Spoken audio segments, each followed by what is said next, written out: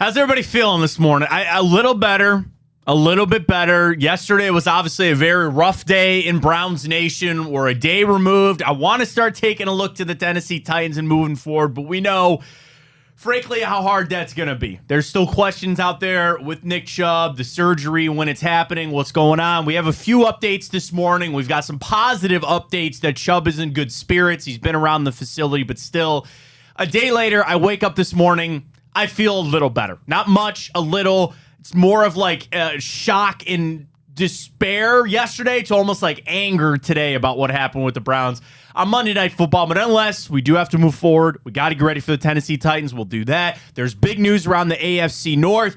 And part of moving forward, the Browns will somehow have to replace Nick Chubb for this season. How they do that, we'll discuss it right here on the Matt Fontana Show. Welcome on in, everybody. I am Matt Fontana. He is Ryan Tyler right here on Big Play, streaming live, iHeart app. Check us out on Facebook, YouTube, on-demand shows with Apple Podcasts and Spotify. And as always, check us out at bigplay.com for everything we got going on there. Jam-packed show today. We'll get into, I want to say fact or fiction, but there's something about the Browns that they've done over the first couple of games.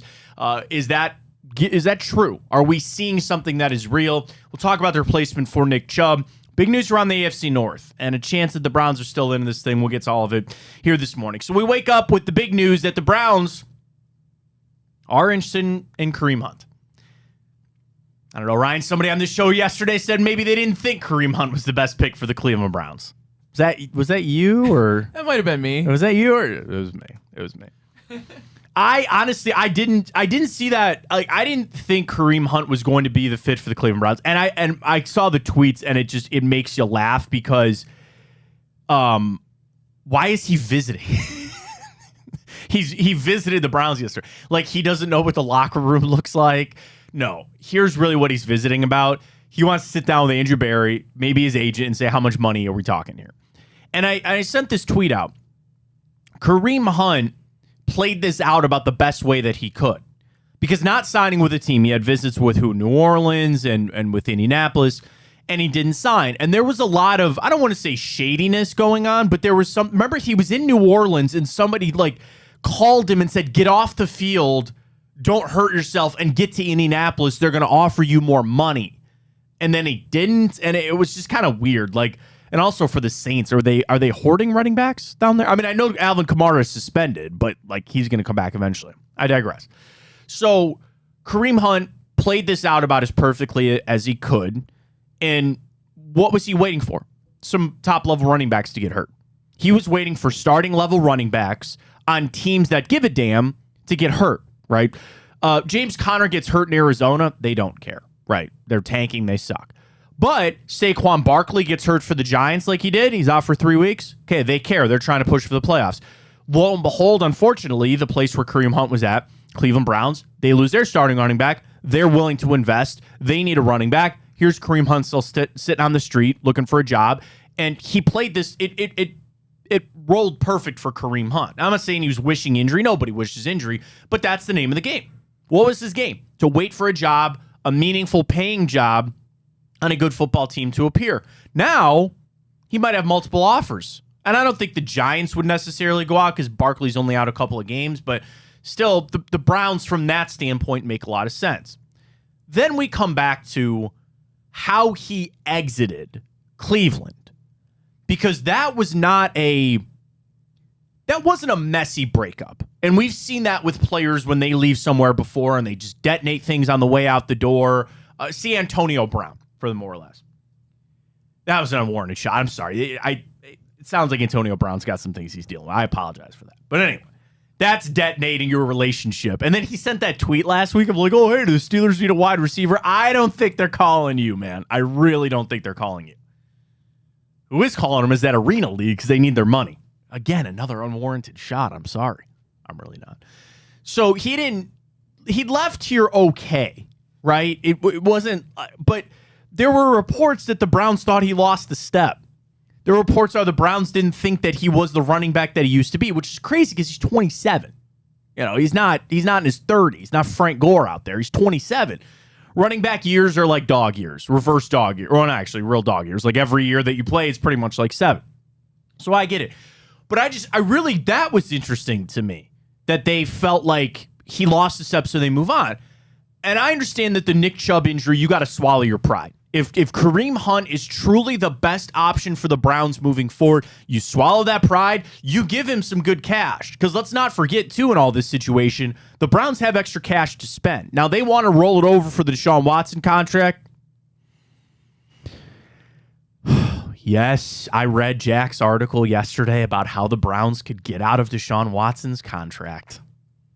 I read that article. That's a real article. You know what? I might reach out to Jack. Might have him on. Jack Duffin. He does work for OBR. He's great on the cap stuff. He wrote articles about how the Browns could get out of Deshaun Watson's contract. It ain't going to be cheap, and it ain't going to be next year, but another conversation for another day.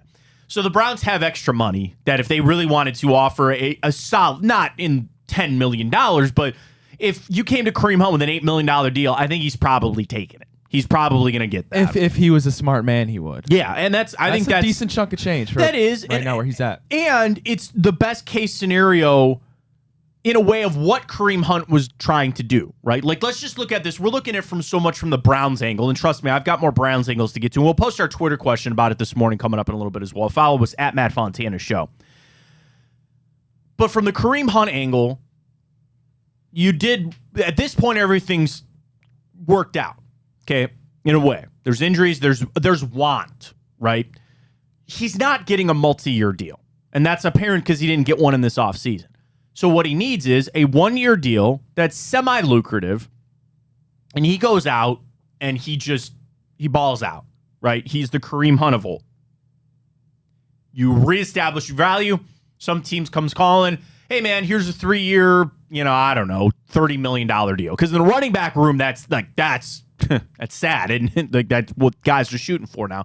But you want the multiple years and always follow the guaranteed money. That's the only thing the players and the agents talk about. So this scenario with the Browns works out really well, I think, for Kareem Hunt. I'm assuming they've got some cap to spend. He's going to probably get a lot of the carries, and he could reestablish his value. Now let's flip it back to the Cleveland Browns. You have an in-house option, do you not? With Jerome Ford. And I was intrigued enough to see what Jerome Ford did in the first game. It was one game, I get it, but they drafted him for a reason. He provides a little bit of a different change of pace than Nick Chubb. And you could do a lot worse than Jerome Ford as your starting running back in the NFL, especially behind the offensive line that you've had. And the Browns are certainly sitting down to factor that in, right? When they say, in this grand scheme of all of it, do you really need a top flight running back? And I'm not saying that like, oh yeah, Nick Chubb's injury isn't that big of a deal. That's not at all what I'm saying. This was massive. And actually, coming up in about 10 minutes, I'll maybe make the case about this is as big as a team losing a quarterback. But step aside, we'll get to that in 10 minutes. But in the team that you have built, $230 million quarterback, money out the wazoo for your guards and tackles. It sucks that Jack Conklin's not there, but Dwan Jones played just fine. And the grades coming out from the game tell you he played just fine. You've built this team that you almost feel like you should be able to plug a running back in there. And granted, again, I want Nick Chubb out there. I wish Nick Chubb was out there. But on that scale of if he can't be and he's not, do you really need to go out and invest in somebody to try to take up that mantle? Or can you just turn and give the ball to Jerome Ford? Is this something that you could be able to do? Those are questions that they're having right now. And the question that we're going to post, and I'm actually throwing you a curveball, Ryan, because we left a name off that list that we're going to put on right now. At Matt Fontana Show, who do you want the Browns starting running back to be moving forward? And I've already gotten the tweets. Oh, have them split carries. We saw that here with Nick Chubb and Kareem Hunt. I'll be the first one to tell you that doesn't work. You need to have a starting running back. Sure, you need a guy to spell them, get some carries here, fine. You need a starting running back. Who do you want the Browns starting running back to be moving forward? Jerome Ford, Kareem Hunt, Leonard Fournette. Ryan, do we put Jonathan Taylor on that list?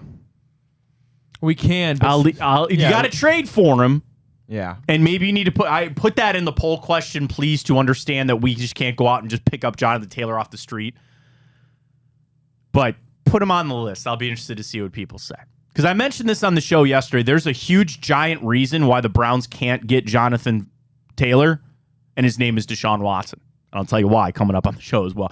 We got a lot to get to coming up. There's a few things out about about Kareem Hunt. He's visiting the Browns. Would you want him as the starting running back for the Browns moving forward? And if not him, who else? Jerome Ford, Cam Akers will throw him in there too, Leonard Fournette, Jonathan Taylor. How do you want the Browns to approach this running back position moving forward? We'll cast our votes on that. I have a take on why you can't go get Jonathan Taylor, which is unfortunate. And we've got a couple updates. The news on Nick Chubb is spotty. And something like this where we all want an update, there really isn't one. There's a small one from Josine Anderson we saw. There's another one out from CBS Sports this morning about the surgeries that he's going to need. I think it's pretty telling and a little grim that they have not yet announced what the injuries are. I think it's because they might not even know. We'll get to all that coming up. We're jam-packed this morning right here. Fontana Show, Big Play, Twitter, Facebook, and YouTube. On-demand shows on Apple Podcasts and Spotify as well. Happy to have along this morning. Got a lot to get to, and we'll get to it next right here on Big Play.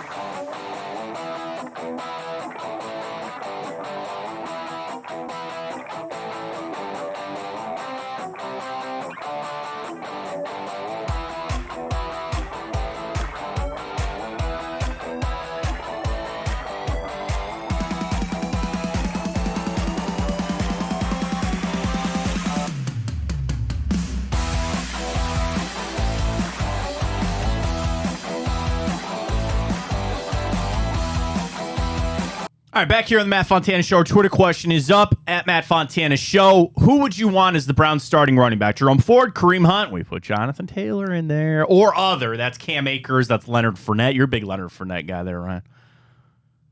Lenny, come on. Is it weird that, and I do this in sports, with baseball, with basketball, and sometimes football, that there are just guys that you always have a gut feeling that they're going to find your way to your team somehow? And it's revisionist history, and it's easy for me to say that after it actually happens. But seriously, I always had a gut feeling that Jadeveon Clowney would somehow come play for the Browns. I don't know how, I don't know why, but it was just one of those things that I always kind of had that feel. I did not have that for Lucas Giolito with the Guardians. I did not have that one. But I don't know, Clowney, I just always had a feeling he was going to come to the Browns.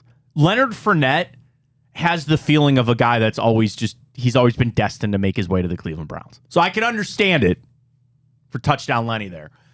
Leonard Fournette. Not quite my vote. We'll get to that coming up. Updates on Nick Chubb. And I'm sorry to say we might have to take Jonathan Taylor off that list. But who do you want as a starting running back for the Cleveland Browns? I wish I could place a bet on that, Ryan, with our great friends at Tipico. Get signed up right now. Big Play Network presented by Tipico Sportsbook.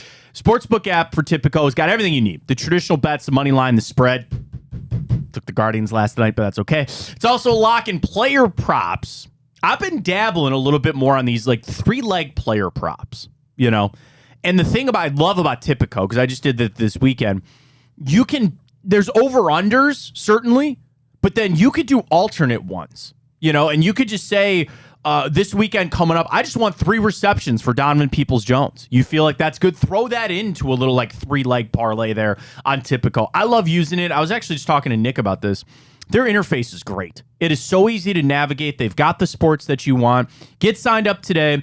Bet on all your favorite Cleveland teams, all your favorite athletes from Ohio, and use promo code BIGPLAY150 when you sign up. You get $150 bet credits on us and a $30 dog pound bet, futures bet too on there. Bet with Big Play Crew all season long with Tipico. Again, download the app, go to the website, Tipico Sportsbook, BigPlay150 is your code. Cast your vote. Who would you want as the Browns starting running back moving forward? Jerome Ford, Kareem Hunt, Jonathan Taylor, or other? We've already got votes for Cam Akers in the Twitter inbox as well. Ryan, I will let you get first crack this morning. Cast your vote. Yeah, so I want to preface it with saying I'm totally fine if the Browns do go down the road of just riding it with Jerome Ford. Okay. That being said, looking at the options available, I get it. Kareem Hunt, right? Obviously, the whole thing he has going for him is he's familiar with the system. I'm going to get to that point. I'm glad you brought that up. I was just actually having a conversation with somebody about this, but do not let me forget about that. Planting my flag, I'll put it that way, on Lombardi Lenny. All right.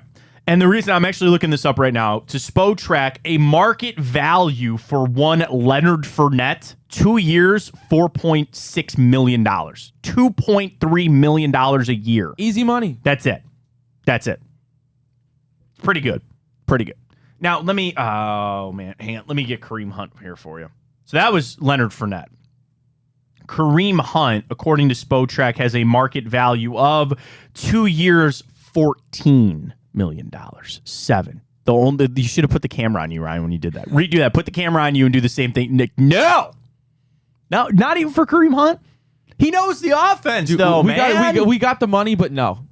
No. I'm just not interested. I'd give him a 1 year, $7 million deal. Sure. Not 2. I'd give him 1 for 7. And then, Barry, he can, finagle that, put the void years and all that kind of stuff in. And this is not a shot at you or the gentleman I was having a conversation with this morning here in our studios. Burke Lakefront Airport. Beautiful spot. I can't tell you how overblown I think it is that he knows the offense. I'm not trying to take a shot. I'm just saying, this is the NFL. They have iPads. They're smart people. They're going to get whoever the running back is up to speed. And it's not the quarterback. I understand there's a lot that goes into an NFL playbook. And there's a lot that you got to get figured out. I'm not saying it's 0 on the level of importance, on a scale of 1 to 10 of Kareem Hunt knows Kevin Stefanski's offense. I scare small children. That's Matt Follier. Got dry deodorant cakes. I'm clipping that, by the way. Thank you very much. If you get the reference, you know. On a scale of 1 to 10 on Kareem Hunt knows the offense, it's not a 0, but, dude, it's not a 10. Okay, and for people out there, if that is the first thing that you want to say about signing Kareem Hunt, then you can't sign Kareem Hunt. If you want to say he's still got some gas in the tank and he could help the offense, okay, that's where we need to start that conversation. If he just knows the offense, go trade for Dearness Johnson. Brought that up yesterday. If you want to just go get somebody that was in the offense, I'll give you a list of guys that are probably cheaper. On the reasons that you would sign him, that's not. I can't get there. That's not high on the list for me. I'm sorry. And the thing is, Kareem Hunt is a known commodity to a point, right? Did he end it all that well here? No. Was it ever actually really set up for success? I don't know. Because it's hard to go back and try to put ourselves back in that situation of like, okay, it's so different, right? With when John Dorsey traded for Kareem Hunt, we were over the moon because you go, wait a minute, you traded for a guy, again, I know the off the field situation, but you traded for a guy that formerly led the league in rushing. That's an impressive thing to do. Then you combo him with a guy like Nick Chubb. But let's not forget, when they traded for Kareem Hunt, Nick Chubb wasn't quite Nick Chubb yet. And he was already a great player, and he still is a great player to this day. But he really got a lot better. And there's an argument to be had about, could you wonder what Nick Chubb would be if he was here by himself? Because there was that time they tried to split carries. And there was actually a year that Kareem Hunt had more rushing yards than Nick Chubb. Now, Nick Chubb was injured that year. Was it 2021? 2020 maybe? I can't remember. And then Nick Chubb has now ascended and put himself into the elite conversation in the running back position. So you always kind of wonder that. But now it could be the same thing applied to Kareem Hunt. Could you wonder that maybe Kareem Hunt wasn't getting it? You know, like, I guess if you have the two, you don't have the one. And like now, if Kareem Hunt came back, I'd be like, here, you're the starter. Here's the football. No more of this splitting stuff. Like, here's the football. And I have tweets in the Twitter inbox, which I appreciate, at Matt Fontana 83, of somebody mentioned like split carries with him. Split carries with him. Let me find it. Oh, man. I sent the tweet out this morning.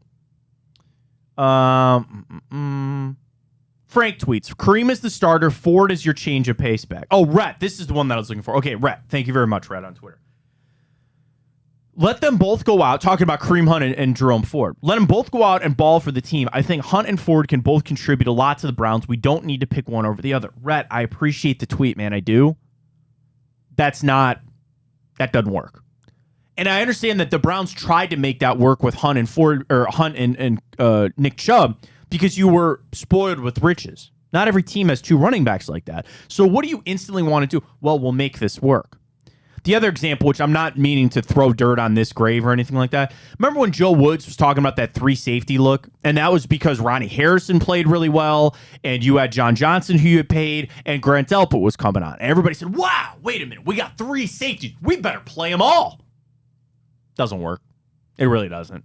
And the running back position, the running back by committee thing, I know they're trying it in Atlanta, and that's mostly because they're going to run the football 45 times down there because their quarterback isn't very good. It doesn't work. Pick one and go with it. That's no matter what, and no matter who it is, I'll trust Andrew Berry on this. I just need him to make a decision. I don't want any of the split carry stuff. And I understand there'll always be a third down back. You'll always need to get somebody in there just for breaks. Whoever you pick, whether it's Cam Akers or Leonard Fournette, or Kareem Hunt, or Jerome Ford, or maybe Jonathan Taylor. Certainly would be with Jonathan Taylor. He's your back. You give him the football. You give him the majority of the carries. On my vote of who I want the Browns starting back to be, give it to Jerome Ford. Give it to Jerome Ford. He's over the injury now. Doesn't mean that it won't crop back up. But they need to sign somebody. No offense to Pierre Strong. They're going to have to get somebody else in here. Give Jerome Ford some carries. I'm intrigued enough. And I understand that a lot of what he did in that game was that 170-yard run, and he got stifled on a couple. I'm intrigued by Jerome Ford. His speed in the zone scheme that the Browns like to run. You know what's really good with that? A guy that has some speed that can get to the corner. And if it's blocked well, and Nick Chubb is very fast too. What Nick Chubb was so good at was the cutback in his vision. But for Jerome Ford, he brings just a little more speed than Chubb. There's something you can work with on that. Chubb was improving out of the backfield. I think that's an area that Jerome Ford can help. I'm intrigued enough to roll with Jerome Ford. And also, it doesn't stop you from signing somebody else in a couple of weeks. Let's say you give the ball to Jerome Ford for the next 2 weeks. You have the Titans and the Ravens. 2 pretty good defenses, or at least should be. The Ravens are flying around. Patrick Queen's having a career for them at linebacker. The Titans, I mean, I'm assuming that they should be good because they have Mike Vrabel. Where are they in stats? Team defense. Stand by. Defense, yards allowed, rushing yards per game. The Eagles, the Bucks, and your Cleveland Browns. Top 3. Do you know who we're tied with, Ryan, for third with 65 rushing yards allowed per game? The Tennessee Titans. So, yeah, they're pretty good. So you're going to get a decent test. Okay, so here it is. The Browns and the Titans. Oh, this is weird. The Browns, the Titans, and the San Francisco 49ers are all tied for third in the NFL, giving up 65 yards per game. We've all equally given up 130 yards in 2 games. So that's all tied for third. Do you know who then is fourth, giving up 69 yards per game? Nice. The Baltimore Ravens. Oh, look at that. Look at that. So you're facing 2 top 5 rushing defenses over the next couple weeks. Give it to Jerome Ford. Give it to him. See what happens.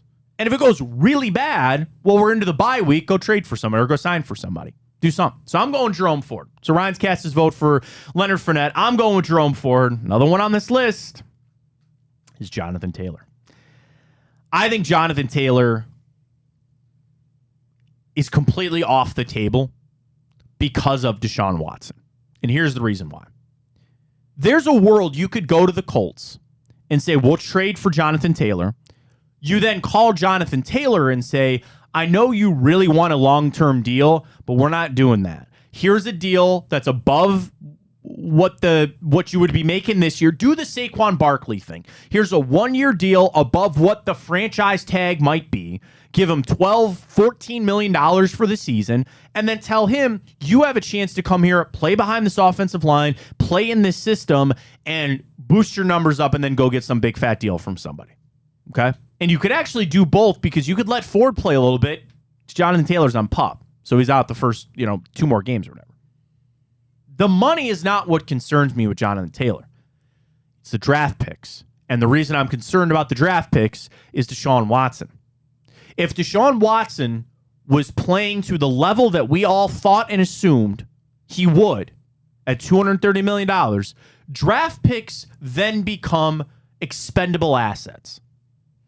You look at it always through the lens of, we have a starting quarterback. We have a franchise starting quarterback. Yeah, first-round picks are great for D linemen and for wide receivers, and every general manager would tell you that it doesn't matter, right? Like, they always want their picks. They're always going to want their picks.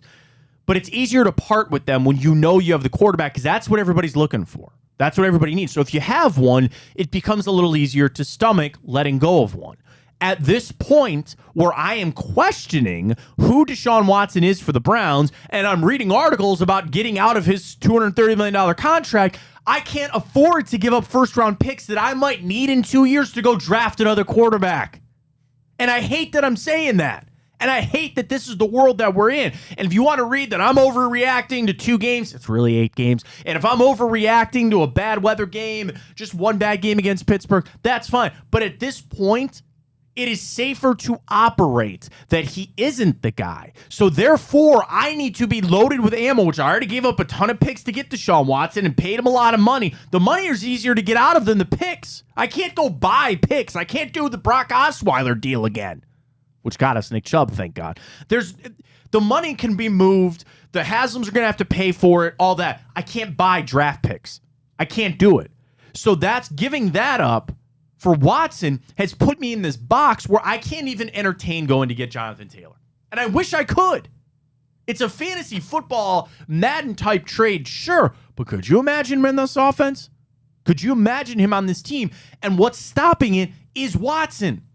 If I knew Deshaun Watson was going to be the quarterback for the Cleveland Browns for the next 8 years and elite, then I'm getting rid of that draft pick. I don't even need to think about it. I would call and also in my head go, yeah, that pick's going to be in the 20s anyway. What does it matter? And Andrew Berry will never say that because picks matter. And yeah, you still need to put talent around them and wide receivers and all that kind of stuff. Then it comes back to the question of going all in on this season, which I do think is one of the discussion points that we haven't talked enough about. Should we do that here? I was going to break, but let's keep rolling with this. Let's keep the people engaged. What the Browns do with this move will tell you how they are feeling about this season. And we're saying that's crazy. We're 2 games in. Sure. But do they see this opportunity to still make the playoffs and go win the AFC North? Joe Burrow's not playing Monday night, folks. I'm telling you, this is me. There's no reports out. He ain't playing Monday night. So there's a chance they're playing the Rams. that the Bengals fought 0-3. Okay. Did anything that the Steelers did the other night really have you sit there and go, wow, what a team? TJ Watt's very good. Nothing really about the Steelers that I go, okay. The Ravens are good. The Ravens are good. And we'll see them firsthand in a couple of weeks. But if the Browns sit here and think about where they're at, if they believe that this year is the all-in year, then they're going to get Jonathan Taylor. Or they're going to get some running back that's not just Jerome Ford. Because they feel like it's that important. When you've built this team up the way that you have, when you feel like the run game is that important, you would need to replace Nick Chubb with the most comparable guy. And that would be Jonathan Taylor. But they can't do that, right? They just can't. And then it comes back to, was losing Nick Chubb comparable to losing a quarterback? And that sounds insane.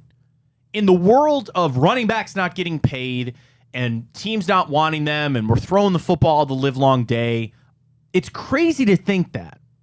But I would love nothing more than for Kevin Stefanski to sit right here, give him the little truth serum, which I call whiskey, and ask him, how devastating was this injury for Nick Chubb to your offense?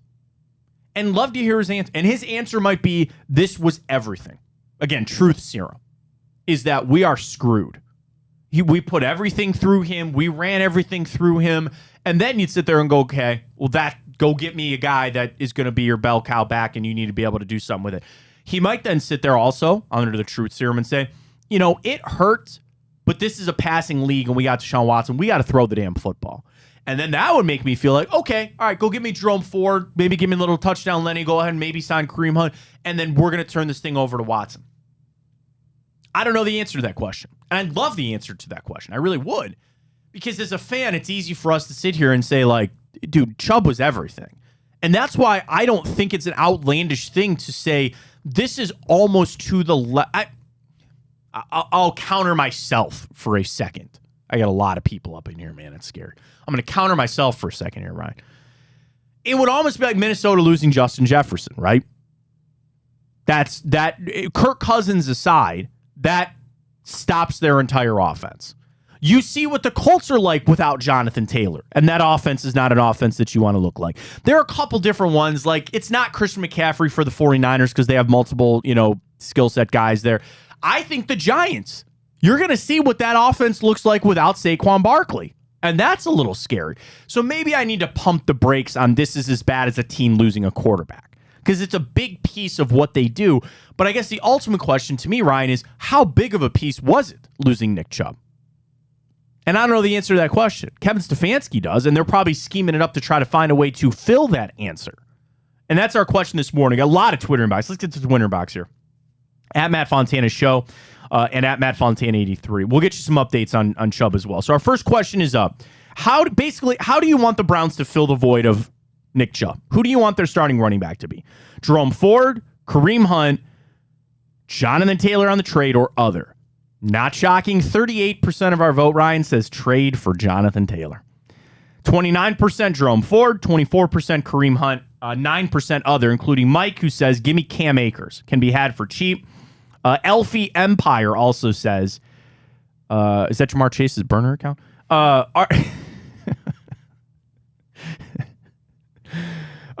He was right, by the way, Jamar Chase. Should have sat Joe Burrow. We'll get to that coming up a little bit later. Elfie Empire says Akers, lower investment and arguably is just talented as Taylor. What? Yeah, I like Cam Akers. Don't get me wrong. He ain't Jonathan Taylor. He's not. Seeing him, I think, run for what, like 30 yards on like 20 carries in week one? No. What could Cam Akers get had for here? What do you think? Okay, so Sean McVay has straight up said that they are heading towards trading him. He was a healthy scratch last weekend, as we know. Akers was a second-round pick, and he's in the final year of his rookie deal. So, yeah, he's making pennies. I would like those pennies. Oh, I take him. I take him. I take Cam Akers. I would. What'd you give him? A 3? Would you do a 3 for Cam Akers? 3-year deal? Are you saying? No. A okay. third round pick. I'm sorry. Third round pick. I'm pulling up the Browns' future draft picks to make sure I know what we have to allocate here. So this year, we don't even have our 4 this year, or 3. So this year we have our 2 and our 3. Our 1 and 4 are with the Texans in the Deshaun Watson deal. Our 5 is with the Vikings.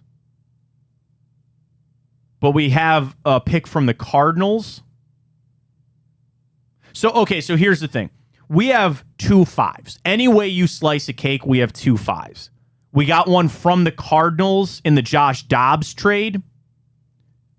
And we have 2 more that one of them is going to the Vikings. So we have 2 5s. So for next season, the Browns have a 2, a 3, 2 5s, a 6, and 1 7. That's it. So would you give a third round pick? Knowing that you don't have a first, you do have a 2. Would you give a third round pick for Cam Akers? So getting time to think about it a little more, yeah, I would. Okay. I think it's worth. No. Let me just counterpoint real quick. Knowing that Cam Akers is Cam Akers, would you say Kareem Hunt and Cam Akers are comparable? Would you say Kareem Hunt's better than Cam Akers, or Cam Akers is better than Kareem Hunt? I mean, obviously we've seen Kareem Hunt be elite, so it's hard to say. But I don't know. I haven't seen Kareem Hunt play football this year. Cam Akers is younger too. Because here's your balance. Here's the reason I bring it up. Would you rather give up draft picks or money? If you live in a world that Cam Akers and Kareem Hunt are the same guy, which maybe not, I would dare say I lean towards Cam Akers, but that's fine. You need to give up draft picks for Cam Akers and save money, or all you have to do is sign Kareem Hunt, but he's going to want more money. The Browns at this point have a surplus of cash. They do not have a surplus of draft picks. So that's where it might become more attainable to get Kareem Hunt. Now, you get Cam Akers for a 5, and you, in essence, traded Josh Dobbs for Cam Akers because you got a 5 for the Cardinals. I'll pick him up out at Burke. We're at Burke. I'll walk out onto the runway and pick him up. Cam Akers, that flight coming in from L.A. I'll do that today for a 5. I would imagine the Rams are asking for more than that.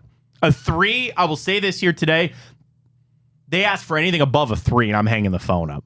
Like, that's just that done. Yeah, I wonder where the Rams are with that, because like you said, he's on his final year of his rookie deal. So are they at the point where they want, like, there's a realistic possibility where they just get nothing for him, or like are they going to settle? They're going to have to settle. When your coach come out saying, yeah, we're moving towards trading him, you have given up any and all leverage. The only leverage that the Rams have is the same leverage that Kareem Hunt had. They're waiting for somebody else to get hurt. That's it. They're all playing the same game of waiting for somebody to get desperate. And at this point of the season, what happens when the only way you get desperate is somebody gets hurt? That's it. Same thing with Joe Flacco and how Phillip Rivers made a bunch of money. They sit around waiting for somebody to get desperate. And desperation usually is a product of injuries. So they're waiting for somebody else to go down, and then ring, ring. Hey, is Les Snead? Is he still there? Yeah. Hey, Les. Hey. Yeah, we really need Cam Akers. I'm sure you do. And that's their asking price. There is also an element, I think, with the Rams. They probably want to get him out of there, too. Like a healthy scratch. He's probably hanging around. It sounds maybe even a little like the Jadeveon Clowney thing, where they're like, dude, just go home. Like, we don't need you here. He was a healthy scratch, something McVay called a coach's decision made in the best interest of the team, talking about Cam Akers. Before the game, Akers sent a message on Twitter saying, I'm just as confused as everybody else. I'm blessed, though. McVay said Monday that his social post was surprising. McVay, I feel very good about the clarity that was provided to him on Friday and Saturday, both through he and his agent. That's unfortunate, but I feel like it was very clear in regards to our dialogue. I imagine that dialogue was, you're not playing here anymore, which is weird. I don't know why. Whatever. But I would imagine that is everything that has gone through with Nick Chubb going down is that Andrew Berry will turn over every stone. The first stone to turn over was the easiest one. He called Kareem Hunt and had him come down to the facility yesterday. Kareem Hunt, from my understanding, is still in town. He was just at Toledo this past weekend for, I think, an alumni weekend thing. So he's still around. Easiest one. You are a free agent, and you are in town, and you have played here before. What were those conversations around yesterday? Probably money. If I had to guess, it was, what would you be willing to sign here for? And if Kareem Hunt said something small, then he would have been signed. He'd be here this morning. Wait, let me refresh Twitter real quick. Refresh. Okay, I don't think he's signed there this morning. Fair enough. We continue on. So that's the easiest one. Then the next one would probably be other free agent running backs. Your Leonard Fournettes of the world. The rest of the list is, underwhelming to say the least. Then eventually you will get to potential trades. And I would assume that no decision will be made until a lot of these stones are overturned, right? Just to make sure. This is just me. Everybody listen to this. I want to make this clear. This is just me. It wouldn't shock me if Andrew Berry's already called the Colts. It would not shock me. Now, those conversations could have been very quick. And, yeah, we're not moving off of our one. And the Browns don't have one to give up. Or at least one that I'm willing to part with. And that's it. And then you hang up the phone and you kind of move forward. Okay, fine. But Andrew Berry, doing his job the way that he does, he probably made those phone calls. Updates on Nick Chubb this morning. So I saw this from CBS Sports, is that he will have multiple surgeries, which is bad. I keep neglecting the Twitter inbox. I am apologizing. I'm getting it. All right, stop everything. Twitter inbox right now. Here we go. We're going down to the bottom. A lot of great. And hey, I got to tell everybody, I really appreciate, Ryan and I both appreciate, we had our biggest show yesterday. Now, it came from probably a negative place, which sucks, and it's not going to happen that often. But we've been doing the show a week and a half, which is crazy. And we had our biggest show ever yesterday. So we appreciate all the support. It means the world to us. Get us on Twitter, Facebook, YouTube, and then on-demand shows, Apple Podcasts, and Spotify as well. All right, so let's go down. All right, Twitter inbox. Lucas tweets, he did lose speed, talking about Kareem Hunt. Unfortunately, there is no replacement for Nick Chubb. Go Jerome Ford. Okay, fair enough. Cujo tweets, anybody but Kareem. Anyone. I think that's an interesting tweet from Cujo. I'd love a follow-up on that. I wonder why. Maybe just we saw him. He's not the same guy anymore. There's something to be said about the unknown versus the known. To your point, Ryan, you know who Kareem Hunt is.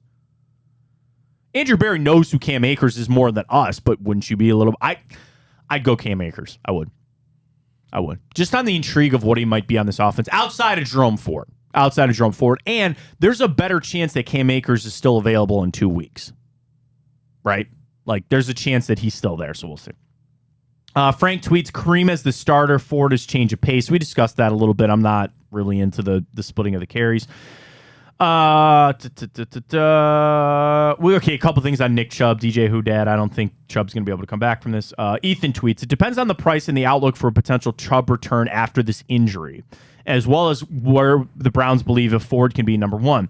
I would certainly consider all things to make this team a winner. The time is to win now. It's a great tweet, Ethan, and I think you're right.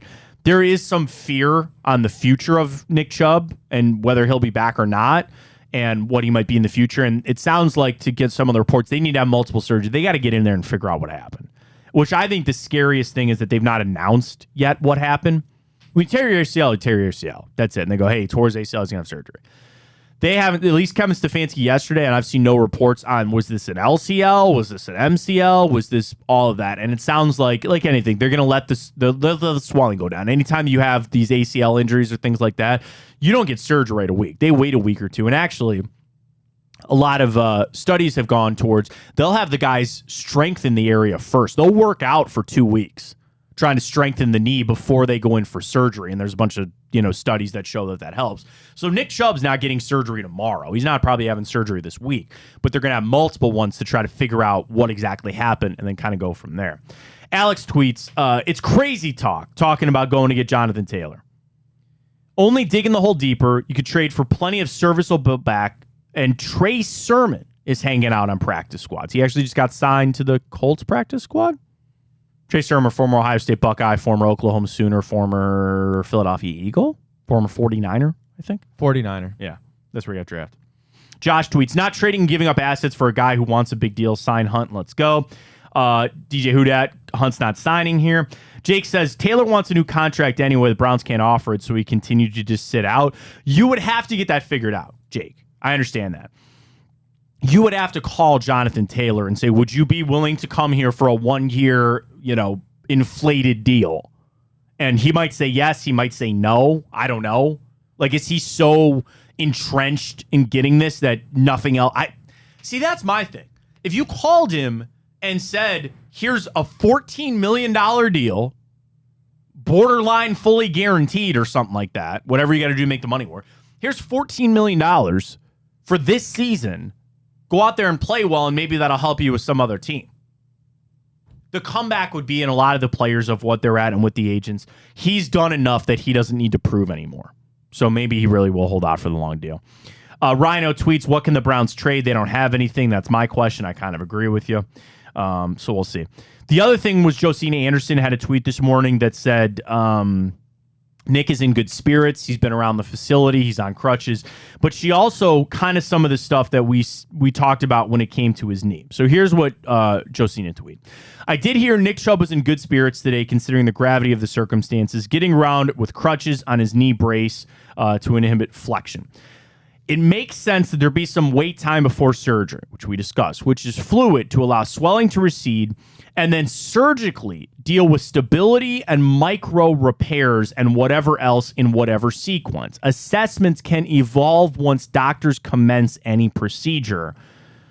Chubb is the soul of the team. Miracles can happen restoring the body. Stay faithful, Cleveland. That was from Josina.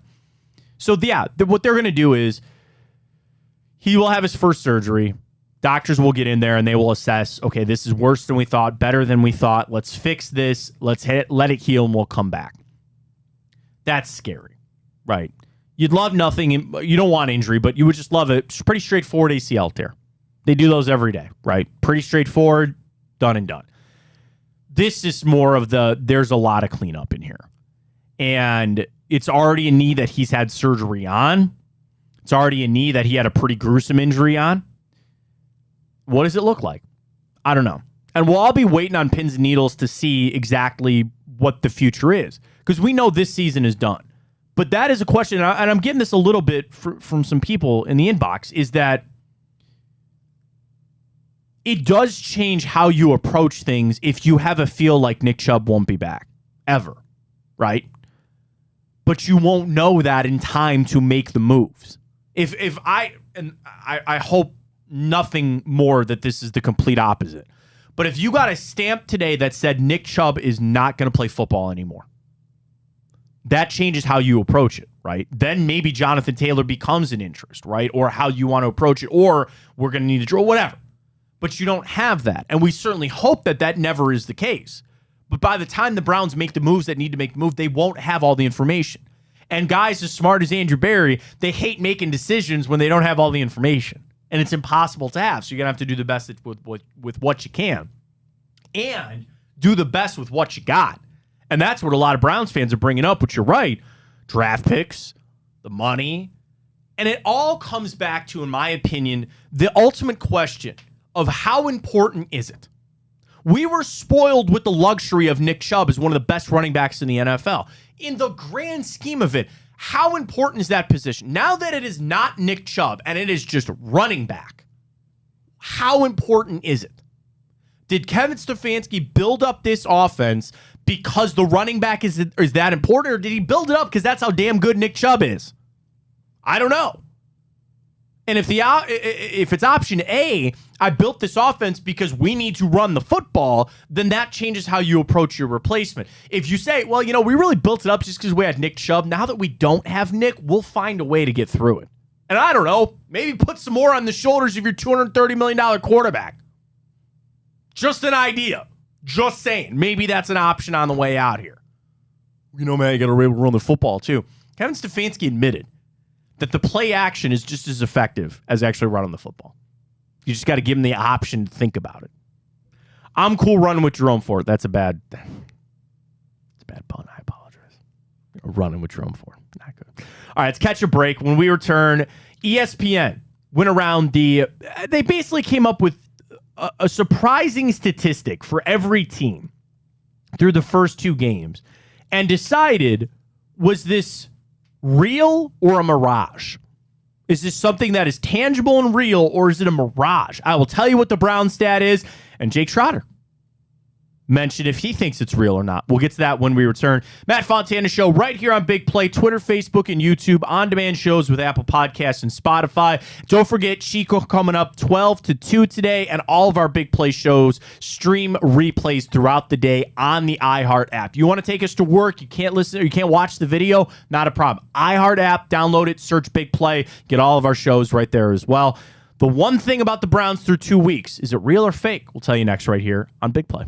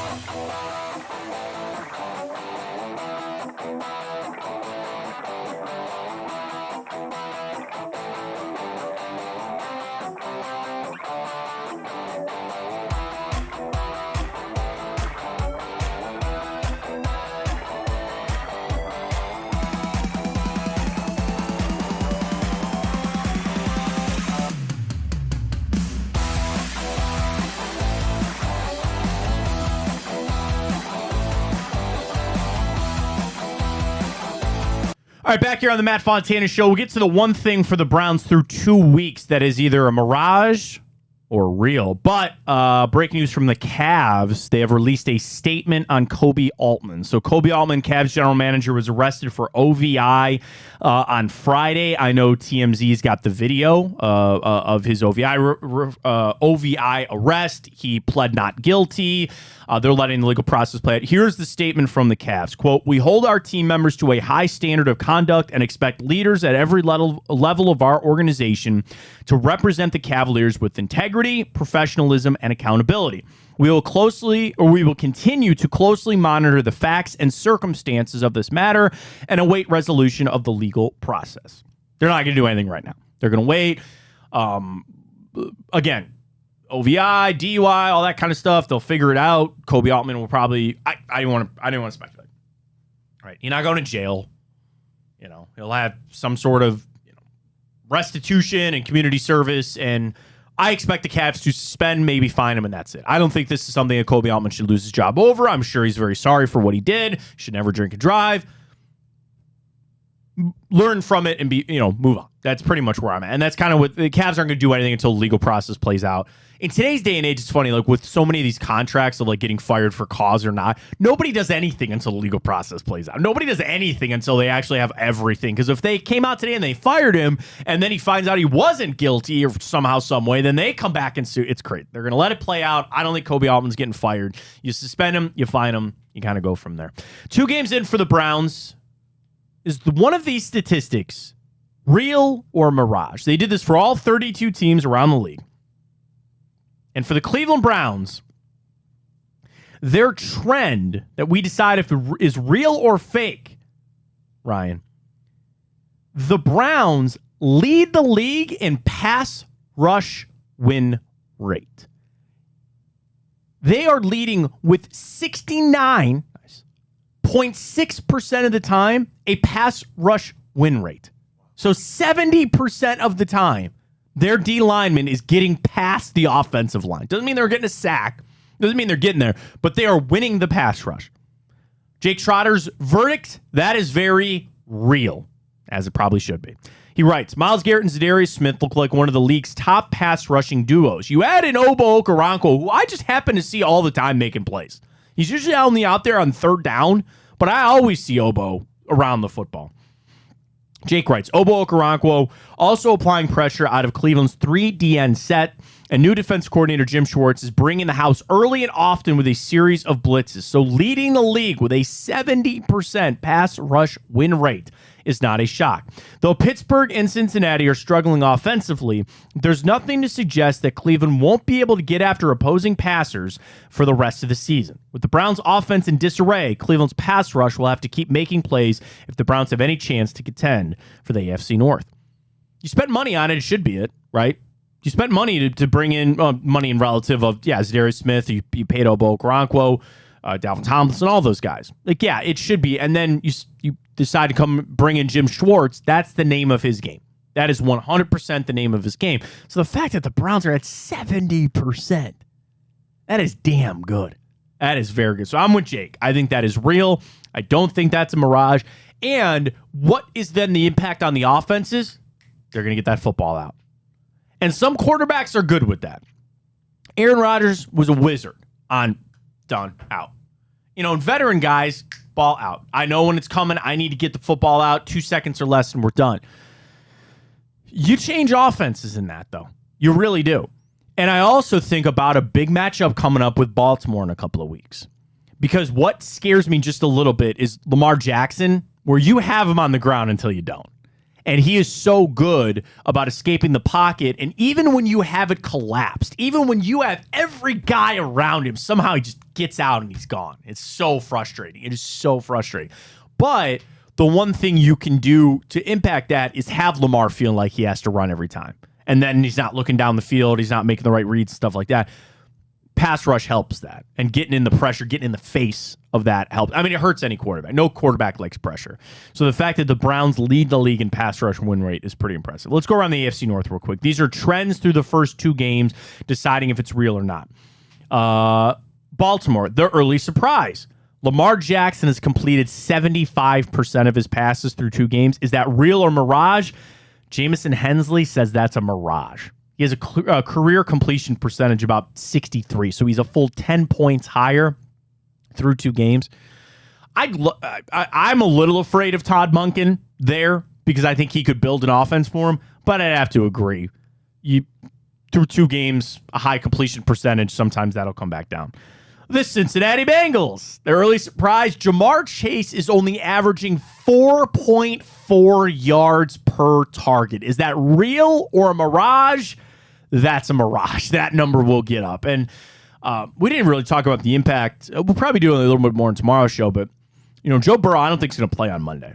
And then you start entering how many games could he miss. That might change things, but also the fact that Jamar Chase is too good to only be averaging 4 yards per target.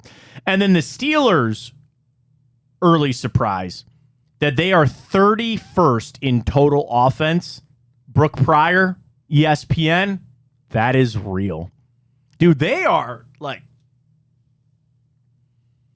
Is Najee Harris horrible? No, I think Matt Canada is horrible. Like I don't. That's a great question. Is it the chicken or the egg? And I don't know, dude. There's a world that Kenny Pickett is bad, and I know Browns fans like you want to rip on him, and I was cautiously not optimistic, but I said watch Pickett because he ended the season as a top 10 quarterback. The last 8 games of the year, he played to a top 10 level. So here I am, keeping my eye on Pittsburgh. Go, man, do they really have something Kenny Pickett? Oh, man, could Najee Harris be pretty good? I don't know. No. And again, you watch that game Monday night. They don't win that game without their defense. They had 2 defensive touchdowns. That didn't happen. That offense stinks. And the thing is, I don't know. Is it because Matt Canada stinks? Probably, maybe. And I think a lot of people in Pittsburgh hope that's the answer because that's the easiest remedy is just to fire him. Or is it true that Kenny Pickett is not who you thought he was? I don't know. But I do think that's real. That offense, they suck. And that all kind of how it ties back to the Browns. Cincinnati scaring you right now? Not if Joe Burrow ain't playing. Is Pittsburgh really scaring you that much? Not really. This division probably is going to get 2 playoff teams. Probably. So all you do is fight your way to the top. Just stay there. Just stay relevant. We'll see. All right, we have a lot to get to with the morning update. Big news with Shohei Ohtani and his future, how that all plays out. Got this update with the Cavs as well. We'll get you updated on everything you need to know this morning. 10 o'clock is upon us. Hour 2, morning update comes your way next. Matt Fontana Show right here on Big Play. Go to the iHeart app, search Big Play under live radio. You can listen to us live there every morning. And also on Twitter, Facebook, and YouTube. Those are replayable. You can just go back and listen to them when you need. Or if you want the audio, we're on Apple Podcasts and Spotify. All come your way right here on Big Play. Morning Update is next.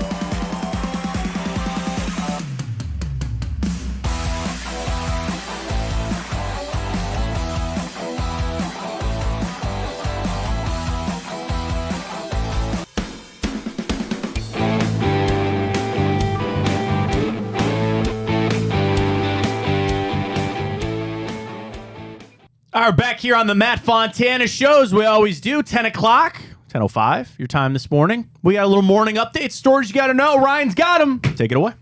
Well, some unfortunate news came out yesterday night. Very, very sad, but a Patriots fan at Gillette Stadium was killed by a fight in the stands. Somebody who saw it says it looked like somebody was in the middle of them, and then a man in the Dolphins jersey reached over and he connected with 2 punches to the victim's head. It wasn't something crazy or out of the ordinary until 30 seconds later, the guy wasn't getting up. Yeah, it's so sad to see that still is a thing. Like, again, you have rivals and you're in the stands and all that other kind of stuff. That guy was 66 years old. And it looked like the guy who was punching him didn't look like he was, like, how do you look at a guy? And I'm not saying 66 is elderly or anything like that, and that's all it takes. That's all it takes. And the other thing that is the real shame, and it's just where we're at in society, nobody helped. Everybody stood there and did this. Everybody stood there and said, oh, here, let me shoot this with my phone so I can go on social media and go viral there. Jerks. They should, honestly, all those people ought to be ashamed of themselves. They didn't step in. And, like, I don't know. It's sad. It sucks. And the ultimate price for what? For what? To show that you're a Dolphins fan, like stupid Patriots fan. It's sad. And it really, I don't know what the NFL can do. I don't know what the stadiums can do. Really, it's a sad state of society. People, instead of trying to step in and potentially save somebody's life, they wanted to video it so they can get some likes on a freaking app. It's sad. Yeah, and it reminded me of years ago, I can't remember. I think it might have been the Giants, the San Francisco Giants, and another team, maybe the Mets. But there's all fans. Yeah. Well, there was the Mets fan. Yeah, there was unfortunately that Mets fan. Yeah, it's sad. Alrighty, on to the tennis world. Rafael Nadal is ready to claim that Djokovic is the GOAT. How do you feel about that, Matt? I did see it, and I actually thought about a question off of that for the show. But is it possible to have multiple GOATs? Because GOAT stands for the greatest of all time. And I understand that mantle, I mean, can it be passed? Obviously it is. And for Nadal to say, was it Nadal or Roger Federer? I would assume it was Nadal. But yeah, there's no question in my mind that, Novak Djokovic is the greatest men's tennis player of all time. He is. So he's the GOAT. And you have to basically pass that mantle. But it's like, Jordan and LeBron is always the biggest one. That is always the biggest one of who actually the best basketball player in history is. Is it LeBron or is it Michael Jordan? And I don't know. I go back and forth. I personally think it's LeBron because it's an era thing. The thing is, Federer and Djokovic have played each other. I'm sorry, Rafael Nadal and Djokovic have played each other. They were kind of in the borderline of the same era. I know Nadal's a little bit older. He's on the way out now, but still, I just think it's interesting. Like, And then can you have multiple? Like, where you truly feel like these are the 2 best tennis players of all time. And it's not one is above the other. These are just the 2 best of all time. But I appreciate Djokovic, or I appreciate Nadal kind of passing that on. I don't know, it's kind of a pompous thing to be like, oh, here's my GOAT trophy that I will then now hand to you. Like, did people it's Rafael Nadal. He is very, very good. I'm not saying he's not, but it comes off just a little pompous. Yeah, so a little bit. I'm obviously, I don't know that much about tennis, I'll be honest. But do you know how to score tennis? I've seen it. I couldn't score it myself. I know how to score it. I actually had there was a kid in my physics class in high school that was on the tennis team, and we were just bored one day. So I said, I want you to explain to me how you score tennis. We sat there, like, instead of actually doing our, homework or doing actual work, like, we sat there and he explained to me how to score tennis. I'm gonna need somebody who's ever watching, if we have a tennis fan, to go, like, kind of explain to me just how dominant he is, if we can put it in terms of maybe another sport, because Djokovic? I see his name every time it's tennis. It's always Djokovic. I mean, yeah, we'll take it in the Twitter inbox. Ryan's at Ryan Tyler 33. Somebody do a better job than me. I would say that Novak Djokovic he's Michael Jordan. Okay. Like, he's that good. Yeah. I mean, and again, it goes back to legacy type things of Andre Agassi, and again, I'm not a tennis fan at all. Just from my way out viewing, Novak Djokovic is the best. Like, most, tennis, or Grand Slams, that's without major. So, yeah. I call it majors like it was a golf. Most Grand Slam titles. So it's the French Open, the Australian Open, Wimbledon, and the U.S. Open. So it says Djokovic's recent win at the U.S. Open, his third Grand Slam title this year, took his tally to 24 majors. 24. 2 ahead of Nadal's. There it is. Okay, you're right. Here's the crazy thing. Can I just... Oh, my God. He's so good. Can I just go back the last 3 years, Ryan? 3 years. They play 4 Grand Slams a year. That's 12. Novak Djokovic has won 7 of those 12. Wow. The only other ones, Nadal won 2 in 2022. He won the Australian and French Open. Matt, I got some breaking news. Breaking news. Mary Kay Cabot. Browns are close to signing Kareem Hunt. Wow. Sources tell me should be done by today. Wow. Wow. All right. Anything else you want to wrap up the morning update? Let's get to Ohtani quick. We'll come back. Breaking news: the Browns are going to be signing. Sure. Ohtani had elbow surgery Thursday. His doctor said he expects a two-way star to be available as a hitter on opening day next season. However, he will not return to the mound as a pitcher until 2025. He is a free agent. Does he sign this huge, massive deal, and the team that signs him says, we're signing you to this $800 million deal because you were going to pitch and you were going to hit? Or do they make the decision, no, bro, you're only ever going to hit? I don't know. I don't know the answer to that question. I don't know how you navigate this one season. Do you sign just 1 year of a massive thing, then wait for... Like anything, folks, and don't forget in baseball, this is how it works. They sign 10... Zach Greinke has signed like 3 10-year deals because you always sign it, you go through a couple years, and then you opt out. That's what's going to happen with Ohtani. He'll sign some massive deal. He'll only hit this season, then he'll redo it and move forward. All right, do we want to catch a break? We want to stay live. Can we stay live? We're going to stay live. Here we are. I'll just remind you about our friends at Tipico. Go sign up today. Big Play Network is presented by Tipico Sportsbook. It's got traditional bets like your money line, your spread, your point totals, your alternates, your same game parlay. It's all there with our friends at Tipico, and player props and our Big Play boosts. I'll get to one later in the show. I do want to do a boost for tonight coming up for the Guardians. So get loaded up. Go to Tipico and use the code BIGPLAY150. That is BIGPLAY150 at Tipico to get $150 bet credits on us, plus a $30 dog pound bet. Bet with Big Play Crew all season long with our friends at Tipico. So the Browns are reportedly close to signing Kareem Hunt. And I understand all the reasons behind it. It makes sense. It's easy. He's available. Who will be your starting back? Who's your starting back going to be? Is this going to be, hey, Kareem Hunt is coming in here and we're going to just turn the workload over to him? Or, Ryan, do you still split it with Jerome Ford and give him some carries? I think it's a matter of you're going to have to split it. I mean, like you said, it is nice because we've been so accustomed to Nick Chubb, a dude that we know he obviously he didn't have to play 3 downs because he had Kareem Hunt was a better pass catcher. But we've seen just been so accustomed to that. So I don't know. It would be nice to see if Kareem Hunt can be that guy, but I don't know. Also, and I had people mention this, the shape that Kareem Hunt is in. Because they're not signing someone that's out of shape, and Kareem Hunt's a professional football player. I'm assuming that he stayed in shape and was ready to go. But there's something to be said about he has and maybe this is the positive, he didn't go through training camp. He didn't go through the first couple of games accumulating hits. So there's something that comes Sunday, Browns-Titans, I'm assuming Jerome Ford will still get the majority of the carries. But Kareem Hunt is probably ready to go. And again, if you're just joining us, breaking news this morning from Mary Kay Cabot of Cleveland.com that the Browns are close to signing Kareem Hunt back to the team. It's obviously replaced Nick Chubb, who went down with that injury. And then, expectations for Kareem. Let me take Jerome Ford out of it. And this is somebody that said I would just give it to Jerome Ford and let him run the football. But now that we know that it is Kareem Hunt coming back reportedly, I'd be lying to you if I didn't say I was a little excited and maybe even intrigued to see what Kareem Hunt has. Because Kareem Hunt's never, we've had some games where Nick Chubb was injured and Kareem Hunt got a lot of the carries, but it's never been a situation here in Cleveland that he really is the guy. And there is a world that the Browns say he's the guy. I'm leaving that door open that the Browns say we're signing Kareem Hunt because he will be our starting running back and Jerome Ford's role will actually not change. It's now he's backing up Kareem Hunt instead of Nick Chubb. And if that's the role, if that's the way that the Browns want to take this, that's fine. But I'm not I'm not that I was against it, Ryan, but I just thought I'd go Jerome Ford, and the fact that they're signing Kareem Hunt, I'm not shocked by this at all. I'm really not.